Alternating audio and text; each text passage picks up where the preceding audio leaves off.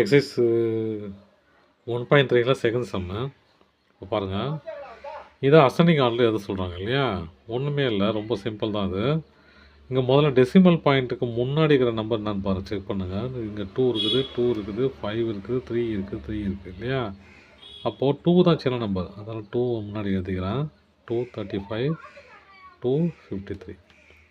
அப்புறம் 5, 3, 3 3 தான் 5 பெருசு தான், 3 சின்னது இல்லையா? அப்போது 3.52, 3.25. அடுத்து 5 எழுதியிருக்கேன், 5.32. இப்போ இது அசெண்டிங் ஆர்டரில் எழுதணும். பாருங்கள், இது ரெண்டும் சேமாக இருக்குது. இது சின்னதுன்னு பாருங்கள், இதுதான் சின்னது. இப்போ இது ஃபஸ்ட்டு எழுதணும், இது பெருசு, அப்போ இது செகண்ட் எழுதணும். அடுத்த நம்பர் 3 இல்லையா? 3 ரெண்டும் சேமாக இருக்குது. இதில் எது சின்னதுன்னு பாருங்கள், இது சின்னது, அப்போது இது தேர்டு. இது பெருசு, அப்போ இது 4. இது கம்பேரிசனே இல்லை, அதனால் 5 எழுதிக்கலாம். இப்போ அசெண்டிங் ஆர்டர் எப்படி வரும்? 2.35, 2.53, 2.25, சாரி 3.25, 3.52, 5.32. இந்த நம்பர் அதே மாதிரி தான். இங்கே 123, 123, 125, 125, 125. அப்போது 123 எல்லாம் முன்னாடி தனியாக எழுதிக்கிறேன்.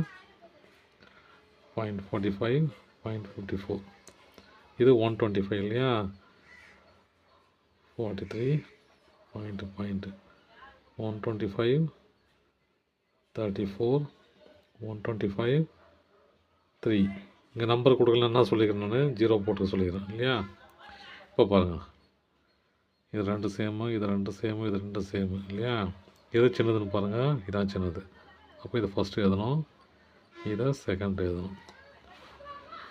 இதில் பாருங்கள், இதெல்லாம் சேமாக இருக்குது இல்லையா? இங்கே பாருங்கள் 4, 3, 3 இல்லையா?